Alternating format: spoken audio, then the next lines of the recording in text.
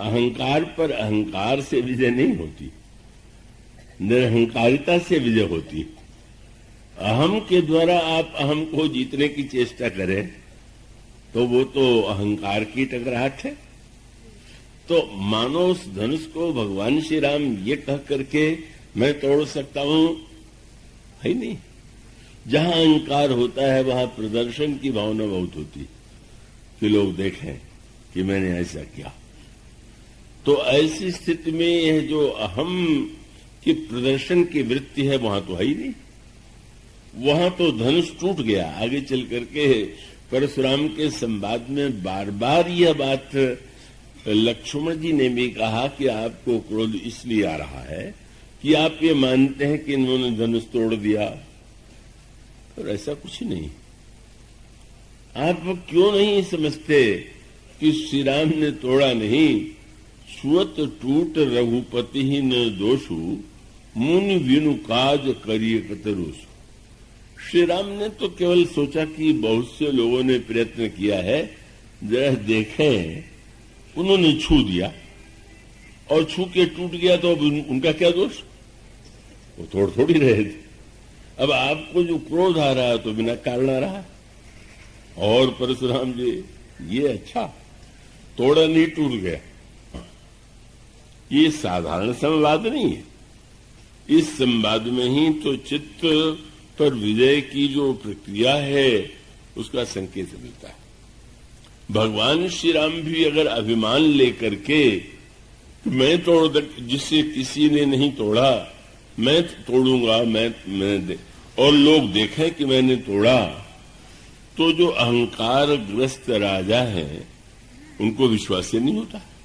और उसके साथ साथ आप देखते हैं कहीं जब लोग जीतते हैं चुनाव में जीते हैं, चाहे दंगल में कुश्ती में जीते हैं, कितनी मालाएं पहनाई जाती और उनको देख के लगता है कि हाँ ये विजेता। अब राजाओं ने देखा कि धनुष तो टूटा पड़ा है, पर इनके मुख को देख के तो लगते ही नहीं कि कोई कुछ हुआ है। ऐसा कैसे होगा? अगर ये तोड़ेंगे तो हम देखेंगे, और तोड़ने के बाद इतना बड़ा कार्य जो करेगा, क्या उसके मुखमंडल पर कोई उत्साह, कोई प्रसन्नता नहीं दिखाई देगी? तो निश्चित रूप से उन्होंने कहा कोई षड्यंत्र है। जनक ने क्या षड्यंत्र किया वही जाने, और कोई योजना बना के धनुष तोड़वा दिया गया। इसलिए धनुष टूटने से क्या होगा? तोरु धनुष व्याह अवगाहा, धनुष टूटने से कुछ नहीं होगा। हम युद्ध करेंगे और युद्ध करके राजकन्या को छीन लेंगे, और अगर दोनों भाई प्रयास करेंगे तो उनको बंदी बना लेंगे, और जनक इनकी सहायता करें तो उनको भी हम लोग परास्त करेंगे, हम इतनी बड़ी संख्या में। तो यह योजना चल रही थी। मानो अहंकारी हो जो होता है वो निरहंकारिता का अर्थ ही नहीं जानता, क्योंकि समाज में निरहंकारी सही अर्थों में तो कोई विरला ही व्यक्ति होता है। इसलिए वे युद्ध के लिए तैयार हो गए। अब उस समय जिनका आगमन हुआ वह कौन है? वो स्वामी जी कहते हैं, जब राजा युद्ध के लिए प्रस्तुत हो गए तो लक्ष्मण जी ने उनको टेढ़ी दृष्टि से देखा। लक्ष्मण जी नहीं चाहते कि प्रभु के विवाह के इस पावन प्रसंग में राजाओं का सिर कटे, हजारों स्त्रियां विधवा हों और एक विवाह संपन्न हो, तो इसमें क्या आनंद है? पर ये तो लड़ने को तैयार है। उसी समय परशुराम जी महाराज का आगमन होता है, और वो प्रसंग पूरा जो है बाहर से देखें तो वो तो लगता है कि जैसे एक तू मैं, और यहाँ होता है, यहाँ तो शायद न, लेकिन कानपुर आदि में तो रामलीला जो पूरी नहीं कर सकते वो भी ये लक्ष्मण परशुराम वाला प्रसंग जो है वहां एक दिन का ही रखा जाता है, और उसका नाम ही वहां दिया गया है परशुरामी। और परशुरामी देखने के लिए बड़ी भारी भीड़ होती है। क्यों होती है? मानो स्वभाव ऐसा है कि कोई बात नहीं, पूरी रामायण न देख सके तो परशुराम और लक्ष्मण का संवाद तो देख लें, सुन लें। मुझे स्मरण आता है जब वृंदावन में गया तो वहां रामलीला चल रही थी, बड़ी भीड़ थी आश्रम में। हमारे महान स्वामी जी ने ये कहा कि लो तुम आए हो यहाँ, तो संजोग से रामलीला चल रही है, चलो देखाओ। जब लेकर गए तो संजोग से यही प्रसंग था। इतनी बड़ी भीड़, आज तो यहाँ भी वैसे कुछ लग रहा है, पर शायद उसलिए नहीं लग रहा है जैसा वहां जैसा हुआ। अब भीड़ को देख करके तो आयोजक को प्रसन्नता होती है, वक्त अभी प्रसन्न होता है। लेकिन स्वामी जी ने लौटते समय कहा कि आज की भीड़ देख करके तो बड़ी निराशा होती। महाराज क्यों? बोले कल भी तो रामलीला थी, कल इतनी भीड़ नहीं थी और कल भी इतनी भीड़ नहीं होगी। इसका अर्थ रामलीला में भी लोग तू मैं देखना ज्यादा पसंद करते हैं। रामलीला से उनका उतना प्रेम नहीं है जिसमें ये है कि उन्होंने ये ईंट मारा तो उन्होंने पत्थर मारा, ऐसी जवाबी लड़ाई। तो अब वो रामायण में तो 2-4 दोहे में है, और कानपुर में तो पूरी रात जो है इतनी कविताएं बनाई गई हैं और इतने वो लिखे गए हैं कि लक्ष्मण जी ने क्या कहा, परशुराम जी ने कहा, और वो तो सूर्योदय हो जाता है तब तक वो संवाद चलता रहता है। पर वो संवाद ऐसा है नहीं। उसका सूत्र रूप में आइए थोड़ा ध्यान दें। परशुराम जी ने जिस समस्या को प्रकट किया और जिसका समापन इतना श्रेष्ठतम रूप में हुआ, वह क्या है? संस्कारों की महिमा को परशुराम जी महाराज ने स्वयं प्रकट कर दिया। किस अर्थ में? वे साक्षात विष्णु के अंश हैं, ब्रह्म के अंश हैं, ईश्वर के अंश हैं। लेकिन आज भी दिखाई देता है कि संस्कार में किसी जाति में अगर आपका जन्म हो गया तो आप उसको यह मान बैठे कि यह तो एक बिल्कुल त्रिकाल अबाधित सत्य है, यह परम सत्य है। यही संकेत आगे चल करके संवाद में मिला। परशुराम जी महाराज यह मान करके व्यवहार करते हैं कि क्षत्रिय बड़े उद्दंड हो गए और सहस्त्रार्जुन और उसके पुत्रों ने मेरे पिता का वध कर दिया, इसलिए उद्दंड जो राजा हैं उनका उसने दंड देना मेरे लिए कर्तव्य है, मेरा धर्म है। और वे बड़े निसंकोच भाव से ये कहते हैं कि मैं क्षत्रियों का विरोधी हूं। यह जो जब वो शब्द कहते हैं कि मैं क्षत्रिय हूं, जब कहते हैं मैं ब्राह्मण हूं और मैं क्षत्रियों का विरोधी हूं, यही चित्त का संस्कार है। संस्कार के रूप में ही अगर कोई व्यक्ति विवेक से विचार करे तो यह बात तो सिद्ध नहीं होती। पूर्व जन्म में भी कोई व्यक्ति किसी वर्ण में उत्पन्न हुआ हो सकता है, भविष्य में दूसरे वर्ण में भी जन्म ले सकता है। देवर्षि नारद एक जन्म में शूद्र थे और शूद्र होने के पश्चात दूसरे जन्म में देव ऋषि भी हुए। काकभूषुंडी जी के चरित्र में यही बात आती है कि कोई ऐसा वर्ण नहीं था, कोई ऐसी जाति नहीं थी जिसमें उन्होंने जन्म न लिया। कौन जोन जन्म्यूं जग माही, मैं खगेश भ्रम जग माही। मानो उन्होंने समस्त जातियों में जन्म लिया, समस्त शरीरों में जन्म लिया। अब संस्कार किसे कहते हैं? कि मानो व्यक्ति ने जो एक सीमित सत्य है, एक व्यक्ति पद पर आसीन है और पद पर आसीन होने के बाद पद पर स्थित रहना भी तो समय की सीमा है। तो समय की सीमा समाप्त हो जाने के बाद भी अब उस जब पद पर समासीन है और तब वह व्यक्ति मान ले कि मैं ये हूं, तो यह तो पूरा सत्य नहीं। उस समय एक पद का भार वो संभाले हुए हैं और उस पद के कर्तव्य का निर्वाह कर रहे हैं।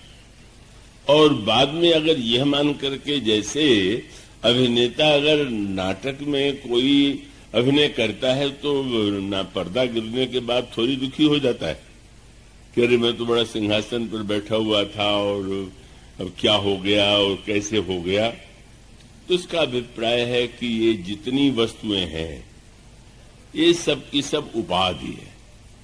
नाम रूप दुई इस उपाधि, यह भी एक उपाधि है, नाम की, रूप की, पद की, जाति की। यह इसीलिए भगवान ने, शबरी जी ने जब यह कहा कि मैं तो छोटी जाति की हूं, मैं कैसे स्तुति करूं, तो भगवान ने कहा, शबरी मैं 10 वस्तुओं को महत्व नहीं देता, मुझसे अगर कोई संबंध स्थापित करना चाहे इन 10 के आधार पर तो वो मैं उससे नहीं स्वीकार करूंगा।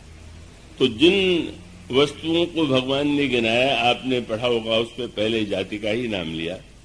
जाति, पाति, कुल, धर्म, बड़ाई, धन, बल, परिजन, गुण, चतुराई। भगवान ने कहा, बस कह रघुपति सुनु भामिनी बाता।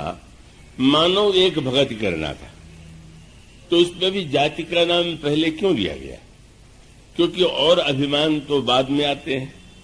आप परीक्षा में पास होंगे तो आपको विद्या का अभिमान होगा, धन पालेंगे तो धन का अभिमान होगा, पद पालेंगे तो पद का अभिमान होगा, पर जाति का अभिमान तो पैदा होते ही दे दिया गया। बस अब उस अभिमान को सत्य जब मान लिया तो मानो भूल गया कि एक जन्म की स्थिति है।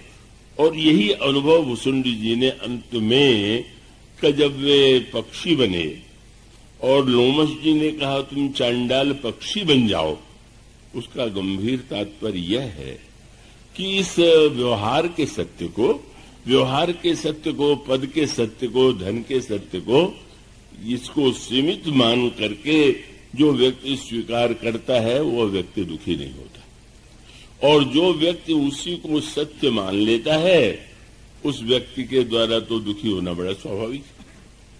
तो इसलिए इस प्रसंग में पूरे वार्तालाप की समस्या क्या है? परशुराम जी अवतार हैं, भगवान के अंश हैं, पर पूरे वार्तालाप में परशुराम जी महाराज जब यह कह देते हैं कि बाल ब्रह्मचारी अति कोही और विश्व विदित क्षत्रिय कुल द्रोही, मैं क्षत्रिय कुल का द्रोही हूं, तो ये कौन बोल रहा है? क्या यह अवतार की भाषा हो सकती है? क्या ये ईश्वर के अंश की भाषा है क्या? उसका अभिप्राय है कि उन्होंने थोड़े समय के लिए एक अवतार की भूमिका, उनके दोनों प्रकार की भूमिका है। पहले अवतार के रूप में, बाद में श्री राम के बाद वो अवतार की भूमिका में न रह करके मुनि के भूमिका में आ जाते हैं। मानो सूत्र केवल इतना है, उस संवाद का सारा रहस्य नहीं है कि परशुराम जी हार गए और राम जी जीत गए, या ब्राह्मण हार गया, क्षत्रिय हार गया। लोग तो उसको इस दृष्टि से देखने के अभ्यस्त हो गए हैं। दिल्ली में प्रवचन हुआ तो एक बड़े ब्राह्मण, अपने आप को तेजस्वी मानने वाले, बड़े मुझसे लड़े, तुम ब्राह्मण होकर के ब्राह्मण की निंदा करते हो। मैंने कहा मैं निंदा नहीं कर रहा हूं, अब भगवान परशुराम और भगवान राम मेरे लिए दोनों ही भगवान हैं। केवल लीला में जो वे बताते हैं वह समझने योग्य, और उसका सूत्र क्या, अब उसको 5-6, क्योंकि विलंब की बात तो कह दिया, घड़ी सामने तो आई है, पर आप आशा है थोड़ा सा उसको संक्षेप में सुन लेंगे। परशुराम जी महाराज ने क्या माना? एक तो ये मान लिया कि मैं ब्राह्मण हूं, और क्षत्रिय अगर अपराध करता है तो दंड देना मेरा कर्तव्य है। परशुराम जी महाराज भगवान के यदि अंश हैं, भाई हैं, और वे इतने उनमें इतनी सामर्थ्य है कि रावण को हराने वाले सहस्त्रार्जुन का भी सिर उन्होंने काट दिया। तो अगर वे सहस्त्रार्जुन का वध कर सकते थे, 1000 भुजा वाले का तो क्या 20 भुजा वाले का वध नहीं कर सकते थे? पर वहीं संस्कार बाधक हो गया। मानो रावण क्षत्रिय नहीं, रावण में उनको दिखाई देता है पुलस्त का नाती, और सहस्त्रार्जुन के लिए वो बात नहीं आती। तो मानो यही संस्कार, अगर आपका बेटा बुराई करे तो बुराई नहीं, दूसरे का बेटा बुराई करे तो बुराई, आपके जाति के लोग बुराई करें तो बुराई नहीं, दूसरी जाति वाले करें तो बुराई। यही सब जो संस्कार होते हैं, यही तो विवाद और संघर्ष पैदा करते हैं। और इसका अभिप्राय है कि संस्कार बड़ी ऐसी समस्या उत्पन्न करता है कि उससे छूट ही नहीं पाता व्यक्ति। और इस पूरे संवाद में इसी की ओर संकेत है। मानो क्यों रुष्ट हैं? शंकर जी मेरे गुरु हैं, धनुष गुरु जी का था, जिसने तोड़ दिया उसने हमारे गुरु जी का अपमान किया। गुरु जी का अपमान किया तो बदला लेना हमारा कर्तव्य है। ये व्याख्या तो ही उन्हें प्रेरित करती है कि वे श्री राम पर जब क्रुद्ध होते हैं तो उसका अभिप्राय यही है। पर संवाद का रहस्य क्या था कि भगवान श्री राम ने उनको वह सांकेतिक भाषा में स्मरण दिला दिया जिसको संस्कारों और व्यवहारों में भूल गए थे। संवाद का सारा रहस्य यही। और उस संवाद के रहस्य में वो पूछा, मूर्ख जनक धनुष किसने तोड़ा?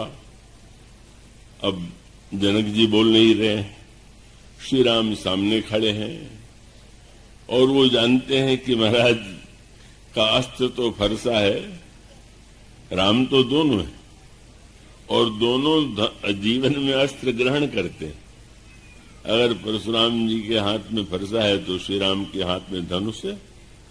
और कैसी अनोखी बात है, इन राम को हम परशुराम कहते हैं तो जिनके हाथ में धनुष है उनके लिए कहना चाहिए धनुष राम, पर वो धनुष राम नहीं, केवल राम, और वो परशुराम। इसका अर्थ क्या हुआ? परशुराम जी को लगता है कि बस सबसे महत्वपूर्ण वस्तु फरसा दंड है, बस जहां कहीं बुराई हो रही है उसको मिटाने का उपाय है उसका सिर काट दो। श्री राम धनुष है और धनुष के द्वारा उन्होंने कितने बड़े युद्ध लड़े, पर उस श्री राम के नाम में राम केवल है।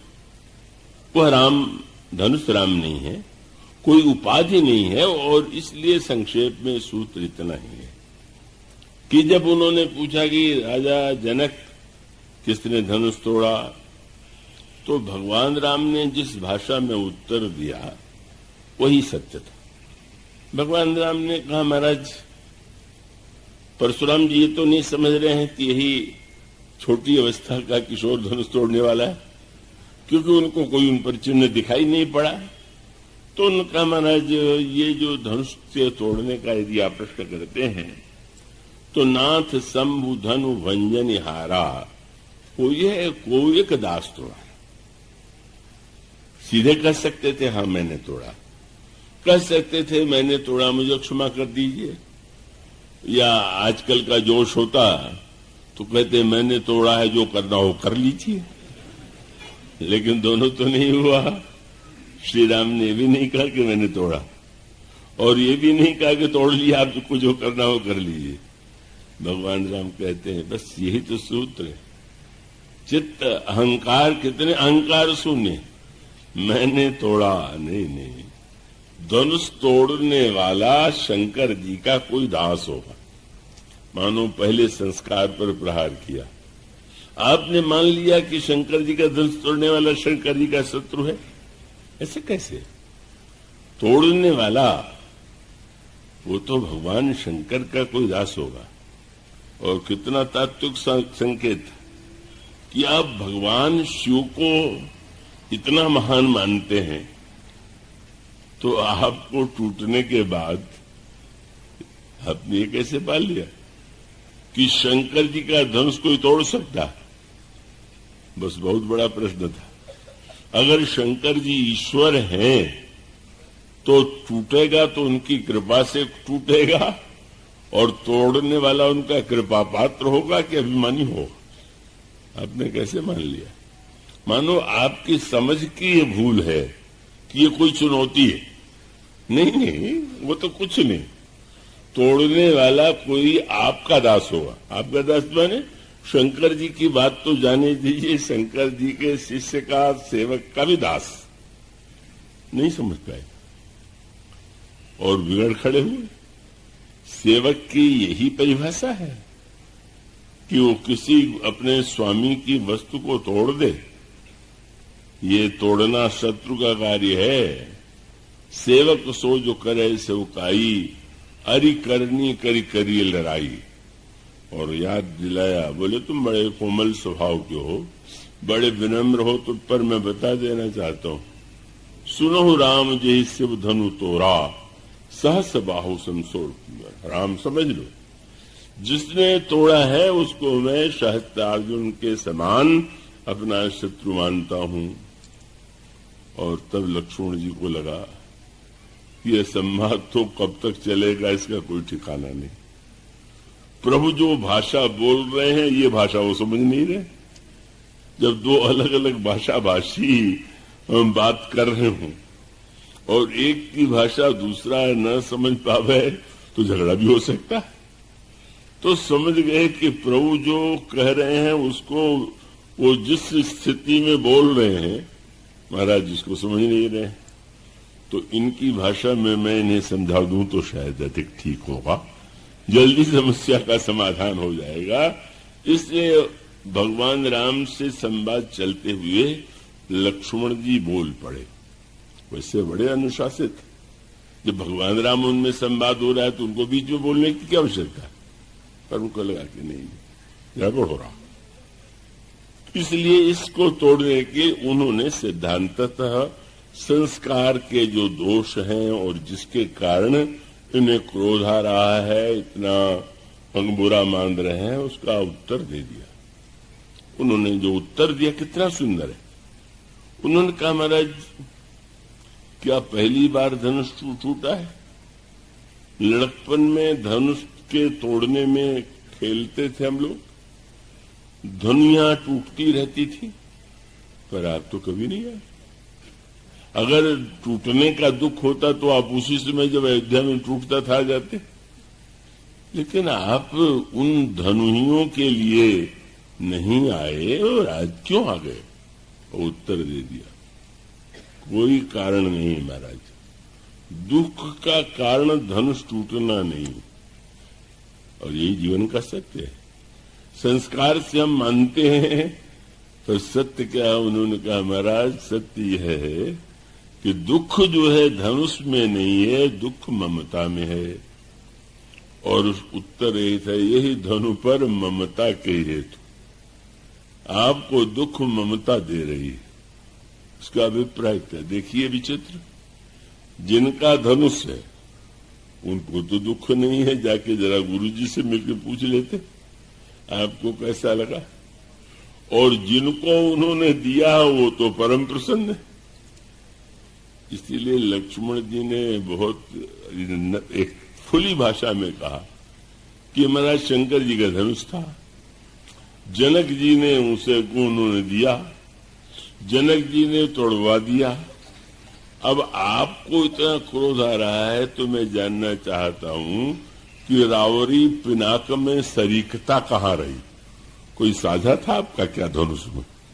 आप साझीदार थे क्या? इसका अर्थ है कि देखिए शंकर जी ने दे दिया, इसका अर्थ है ममता का त्याग कर दिया। और जनक जी जब ये कहते हैं कि मेरी कन्या का विवाह उससे होगा जो तोड़ देगा, तो ममता का समर्पण करना चाहते हैं। मेरी पुत्री नहीं, अभी जिनकी है वो उसको ग्रहण करें।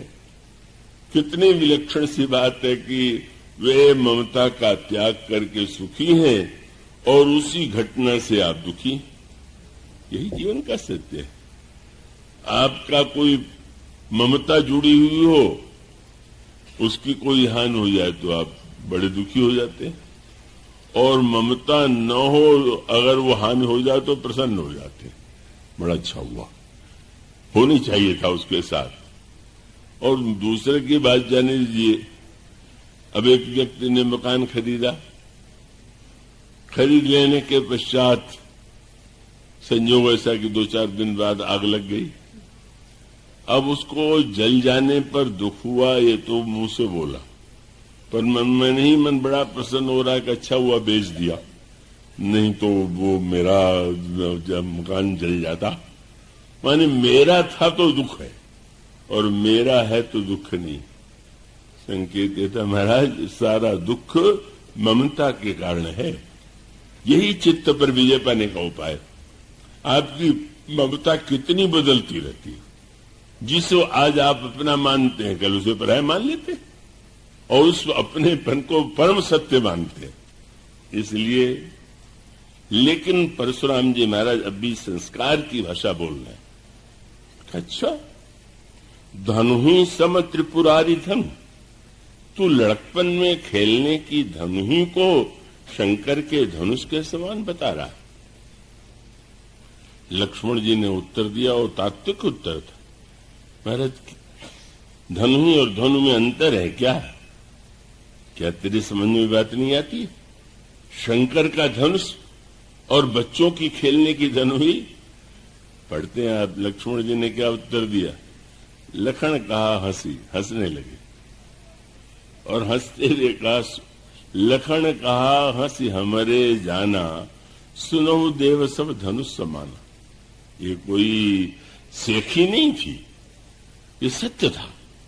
महाराज सीमित सीमा में धनु और धनुष में भेद है, पर अनंत में क्या धनु और क्या धनु? अनंत की दृष्टि से विचार कीजिए। भगवान राम के अनुज लक्ष्मण का एक नाम अनंत है। जय अनंत जय जगदाधारा, अनंत भगवान यह कहते हैं।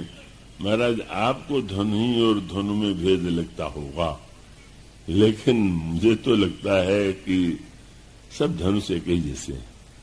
कितनी बड़ी बात वो कहते जा रहे हैं।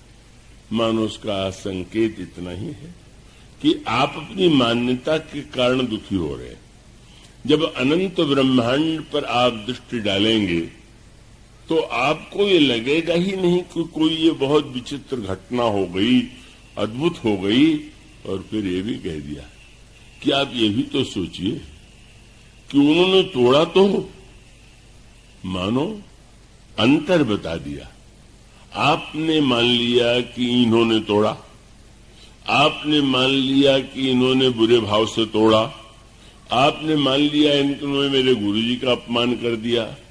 यह सारी मान्यता ही आपको दुख दे रही है। परशुराम जी महाराज भी समझने की स्थिति में नहीं, बल्कि लक्ष्मण की बात सुन करके उनका क्रोध बढ़ता जा रहा है। अब संक्षेप में उसका उत्तर यही है। आप में से जो नित्य आते रहे हैं, आज तो बहुत बड़ी संख्या में लोग हैं, क्रोध द्वैत बुद्धि से आता है। जिसको आप पराया मानते हैं उस पर क्रोध करते हैं। आपका पैर आपके पैर से टकरा जाए, आपको क्रोध नहीं आता। आपके दांत से आपकी जीभ दब जाए, आपको क्रोध नहीं आता। मानो अद्वैत और द्वैत के भेद का ये संकेत है। इसका अभिप्राय कि महाराज आपको क्रोध क्यों आ रहा है? और क्रोध फिर जब एक बार आ जाए तो क्रोध द्वैत बुद्धि से ही आता है। क्रोध की द्वैत बुद्धि बिनु, द्वैत की बिनु अज्ञान, माया बस परिच्छन्न जड़ जीव की समान। तो ये द्वैत बुद्धि जो है और क्रोध की स्थिति है कि पहले तो जनक पर क्रोध क्यों तोड़वाया, फिर किसने तोड़ा इस पर क्रोध, फिर लक्ष्मण जी के हंसने पर क्रोध, हंसत देख जैसे नक्शे बाकी व्यापी, और बाद में लक्ष्मण के बोलने पर क्रोध। रे बालक काल बस बोलत तो इन्हें संभाल। अरे राजा के लड़के तू संभाल के नहीं बोल रहा है। अब चारों ओर से लक्ष्मण जी की भी आलोचना होने लगी कि परशुराम जी से ऐसे नहीं बोलना चाहिए, महाराज तू एक ही फरसे में समाप्त कर देते हैं सब कुछ। और ये बोला तो सब लोग कहने लगे, थर थर कांपे पुर नर नारी, छोट कुमार खोट बड़ भारी। बड़ा भाई कितना सज्जन है, छोटा भाई बड़ा खोटा है। पर छोटे भाई ने निर्णय कर लिया कि तुम खोटा कह लो, लेकिन मैं तो इनको श्री राम और राम का मिलन ही करा के छोड़ूंगा। इनको जो भ्रम हो गया है, इस भ्रम को मिटाना ही चाहिए। और यहां तक कि जनक भी घबरा गए। लक्ष्मण जी से सीधे कुछ कहने में संकोच लग रहा। अभी फटकार सुन चुके, यही लक्ष्मण जी ने कहा, मुझे तो आश्चर्य ही हो रहा है। क्या? एक महापुरुष आप, दूसरे महापुरुष जनक, ये भी थोड़े देर पहले दुखी थे। क्यों? बोले धनुष क्यों नहीं टूट रहा? अब आपको दुख है, धनुष क्यों टूट गया? अद्भुत महापुरुष हैं आप लोग। एक चाहता है टूटे, एक चाहता है न टूटे, और जिसके बारे में आप सोच रहे हैं उसको क्या कोई लाभ हानि है क्या? कितनी बड़ी बात कह दिया। कहा अच्छा ते लाभ जून धन तोड़े, मानो धनुष तोड़ करके सीता जी मिलेंगी, ये सत्य थोड़ी। वह तो उनकी शक्ति ही है, न उनका कोई लाभ न उनकी कोई हानि। आपकी मान्यता आपको दुख दे रही है, उनकी मान्यता उनको सुख दे रही है। इसको छोड़िए, इसको। लेकिन अब क्रोध बढ़ता जा रहा है और फिर जनक जी को भी ये कहना पड़ा। श्री राम की ओर देखा, मस्ट करहु अनुचित भल्ला है, बालक को रोकना चाहिए, ये अनुचित बोल रहा है। और जब ये शब्द कहा तो भगवान श्री राम बोले तो नहीं, पर नैन तरेरे राम, श्री राम ने आंख तरेर करके देखा, चुप। पर चुप तो हुए, पर वहां खड़े नहीं रहे। गोस्वामी जी कहते नैन तरेरे राम तो गुरु समीप गवने तुरंत। गुरु जी विश्वामित्र के पास चले गए। जब चले गए तो परशुराम प्रसन्न हो गए कि डांट पड़ गई और इसीलिए दूर चला गया। पर वहां जाके फिर बोलने लगे, और गए इसीलिए थे कि यहां बोलेंगे तो अनुशासन के विरुद्ध होगा, प्रभु रोक रहे, मैं बोल रहा हूं, और मैं वहां बोलूंगा तो प्रभु चुप हो जाएंगे, क्योंकि गुरु जी हैं तो निर्णय वे देंगे, प्रभु नहीं देंगे, और बोलना आवश्यक है। इसलिए जब वहां से बोले तब वो बहुत बिगड़े श्री राम पर। मैं समझता था कि तेरा भाई खोटा और तू बहुत सज्जन, और मैं समझता था कि तू नेत्र से डांट रहा है, पर मैं अब समझ गया कि तू इशारा कर रहा था कि वहां जाके बोलो। यही उन्होंने कहा। अब मैं समझ गया कि बंधु कही कट सम्मत तोरे, तू छल विनय करस कर जोरे। उससे कह दिया तुम बोलो, और तुम हाथ जोड़े खड़े हो, क्या दोनों भाई मिले हुए हो। अब उसके बाद एक बात तो बीच में हुआ कि लक्ष्मण जी जब बोलना पहले बंद किया, ये तो बात की बात है, तो प्रभु ने देखा कि अब तो महाराज का क्रोध शांत हो गया होगा, क्योंकि बोल भी नहीं रहे लक्ष्मण, हंस भी नहीं रहे। पर प्रभु ने जब देखा कि महाराज ठीक है ना, तो बिल्कुल ठीक नहीं। क्यों? वह हंस नहीं रहा है, बोल नहीं रहा है, पर देख कैसे रहा है तुम देखो। गोस्वामी के शब्दावली यही, अजहु अनुजतो चितो अनैसे। जैसे देखना चाहिए वैसे देखा जाता है क्या? अब देखने पर क्रोध, हंसने पर क्रोध, बोलने पर क्रोध, टूटने पर क्रोध, जिसने धनुष की प्रतिज्ञा किया उस पर क्रोध, यही है द्वैत बुद्धि की पराकाष्ठा। यही चित्त की समस्या है और झगड़े की जड़ यही। यह द्वैत बुद्धि जो है सारे झगड़ों को मनुष्य के जीवन में लाए हुआ है। और अंत में कितना अच्छा हुआ, अंत में फिर आप देखते हैं कि भगवान श्री राम से जब उन्होंने ये कहा कि महाराज आपका क्रोध शांत कैसे होगा, तो उन्होंने कहा कि दो उपाय, लड़ो, तुम जीत जाओगे तो ठीक है, और अगर तुम न लड़ना चाहो तो एक ही उपाय है कि ये जो तुम्हारा नाम राम है वो तुम्हें नहीं, वो मेरा नाम। ये तुम्हारा नाम कैसे किसने रख दिया? वशिष्ठ ने कैसे भूल कर दिया? तुम्हारा नाम राम, मैं वो राम जो बाल ब्रह्मचारी, तुम राम जो विवाह के लिए आए हो। मैं राज्य पर कभी सिंहासन पर बैठने की सोचता नहीं और तुम सिंहासन पर बैठोगे, तुम्हारा विवाह होगा। वास्तविक राम तो मैं हूं, इसलिए तुम अपना राम नाम छोड़ दो। प्रभु ने कहा, महाराज युद्ध करने से क्या होगा? कहले युद्ध करने से एक जीतेगा एक हारेगा। तो उनका, महाराज मैं अभी बता देता हूं। क्या? बोले सब प्रकार हम तुम सन हारे। आप सोचिए, जो परास्त कर सकता है, जिसके गले में जयमाल है, वो भगवान राम कहते हम हर प्रकार से आपसे हारे हुए। और ये कहा, महाराज अगर नाम का झगड़ा हो तो राम मात्र लघु नाम हमारा, परशु सहित बड़े नाम तुम्हारा। महाराज आपका नाम परशुराम, मेरा 2 अक्षर का राम, उसमें भी छोटा। वर्ण आप कहते हैं आप ब्राह्मण हैं, तो मुझे आप क्षत्रिय के रूप में स्वीकार करते हैं, तो वर्ण में भी तो मैं आपसे न्यू नहीं हुआ। और एक बात कह करके उन्होंने याद दिला दिया। उन्होंने कहा कि महाराज आप तो, मैं क्या कह सकता हूं, महाराज मुझमें तो कोई गुण है ही नहीं। ये शब्द साधारण शब्द नहीं है, मुझमें एक भी गुण नहीं। तो क्या गुण बिना भी कोई व्यवहार हो सकता है क्या? तुम में कोई गुण नहीं है? किस तरह कह रहे हो? तो प्रभु ने अपने धनुष की ओर संकेत किया। वो संस्कृत में जो प्रत्यंचा है, डोरी है, उसको लिए गुण शब्द का प्रयोग करते हैं। रसी माने गुण। तो उन्होंने कहा, महाराज मुझमें तो कोई गुण है नहीं।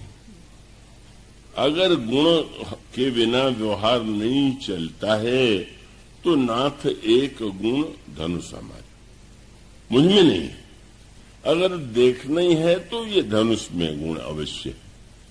और महाराज आप तो कहते हैं कि आप ब्राह्मण हैं, तो शास्त्र कहते हैं कि ब्राह्मण के 9 गुण हैं।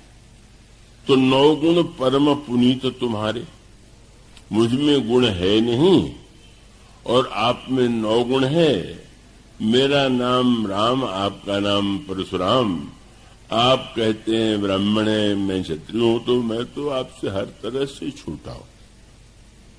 भगवान राम ने जिस भाषा का प्रयोग किया उसका तात्विक अभिप्राय यही था। मूल सूत्र केवल मैं दे दूं क्योंकि घड़ी तो भाग रही है, और वो ये है कि ईश्वर सगुण है कि निर्गुण है। और व्यक्ति के जीवन में भी ये समस्या है कि आप सगुण है कि निर्गुण है।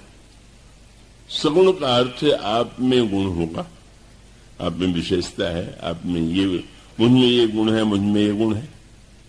अगुण का अर्थ है जिसमें कोई गुण नहीं। ये जो वार्तालाप चल रहा है क्रमशः गंभीर होता जा रहा है। क्रोध के स्थान पर भगवान ने संकेत कर दिया, मुझमें और आप में अंतर है महाराज। आप सगुण हैं, मैं अगुण हूं। परशुराम जी महाराज को क्या संकेत कर रहे हैं कि जब आपने ब्राह्मण अपने को मान लिया तो ब्राह्मण के 9 गुण आप में, और यदि आप ईश्वर हैं तो ईश्वर के गुण कितने हैं? 9 थोड़ी है। राम अनंत अनंत गुण। ईश्वर या तो अनंत गुण वाला है या गुणों से परे। तो मानो संकेत ये था कि आपने भले ही ये समझ लिया हो कि आप बड़े हो गए, पर जो ही आपने अपने को वह मान लिया तो आपकी सीमा बन गई। और उसका संकेत यह था कि सारा सूत्र बस से चित्त के संस्कार का। हम समझते हैं कि गुण से हम बड़े होते, गुण से बड़े बड़े नहीं होते। वो तो कोई भी व्यक्ति है इस बात को समझ ले कि गुण तो अस्थायी वस्तु है, तो उस गुण के आधार पर हमको अभिमान क्यों करना चाहिए? उनका अभिप्राय यही था और संकेत बहुत मधुर था, क्योंकि आगे चल करके लिखा हुआ है कि परशुराम जी फिर गंभीर हो गए क्रोध करते करते और सोचने लगे कि इस राजकुमार के रूप में जो सामने खड़े हैं वो जो भाषा बोल रहे हैं वह तू मैं की तो नहीं है, झगड़े की नहीं है। वो तो कहते मैं हार गया, मैं प्रणाम करता हूं, पर इन जो कह रहे हैं इसका अर्थ क्या है? क्योंकि कोई भय नहीं है, कोई आतंक नहीं इनके मन पे और हाथ जोड़े हुए खड़े हैं। इसलिए गोस्वामी जी ने वहां शब्द लिखा, सुनि मृदु गूढ़ वचन रघुपति।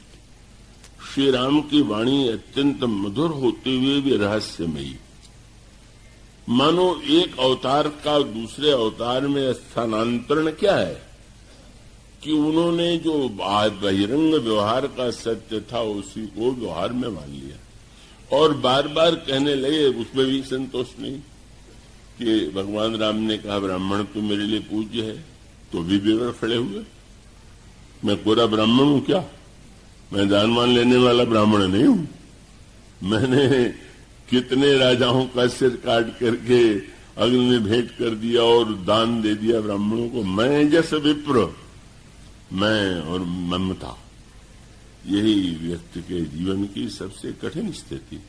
और बड़ा से बड़ा व्यक्ति भी अगर इसमें आवेगा तो बंधे बिना नहीं रहेगा। ये मैं और मेरापन, इसलिए भगवान श्री राम की भाषा सुन करके उन्होंने गहराई से विचार किया, क्रोध शांत हो गया। क्या तात्पर्य? मानो प्रभु ने संकेत ये किया था कि धनुष में गुण है और आप में 9 गुण है, पर संकेत क्या है? भगवान राम जब धनुष चलाते थे तो उस प्रत्यंचा डोरी को, गुण को चढ़ा देते थे। बाण चलाने के बाद युद्ध समाप्त हुआ, डोरी उतार लिया। मानो संकेत था कि महाराज व्यवहार चलाने के लिए गुण स्वीकार करना चाहिए, लेकिन स्वीकार करने के बाद गुण चढ़ाई न रह जाए, गुण उतारना भी चाहिए।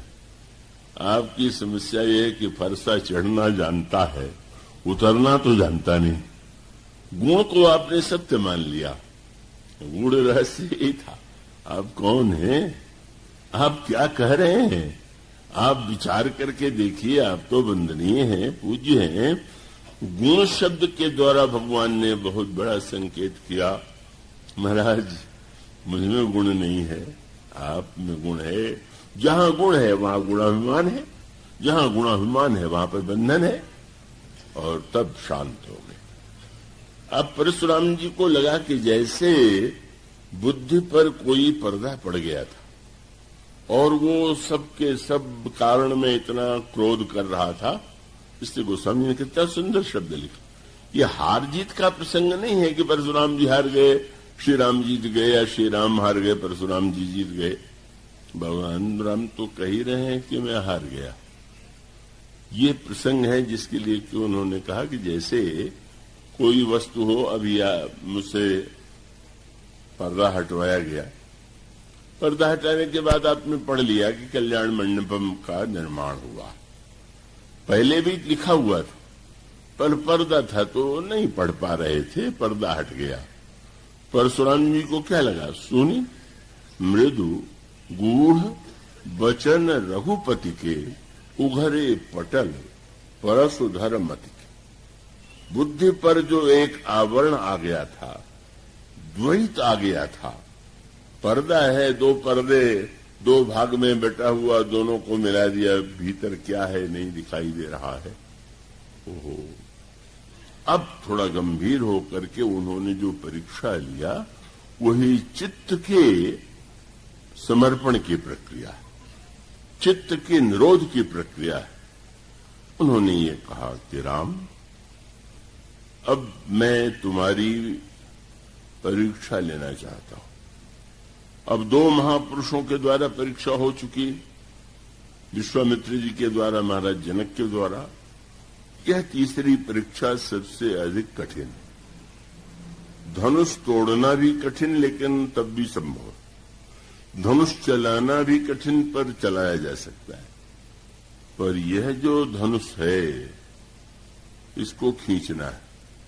सरल अर्थ यह है कि चित्त पूरी तरह से निरुद्ध हो जाए, अपने बस में हो जाए, अधिकार में आ जाए, तो समझ लेना चाहिए कि हाँ पूर्णता। तो उन्होंने कहा कि बस अब मैं यही चाहूंगा कि यह जो विष्णु का धनुष है उसे तुम खींचो और खींच करके चढ़ा दोगे तो मैं समझ लूंगा कि पूर्णावतार हो गया, मेरी भूमिका समाप्त हो गई। बस सूत्र मानो यह था कि धनुष विष्णु भगवान का है और भगवान विष्णु ही चित्त हैं और चित्त तो उनका सहज रूप है और इसीलिए परिपूर्ण है, वो ईश्वर है।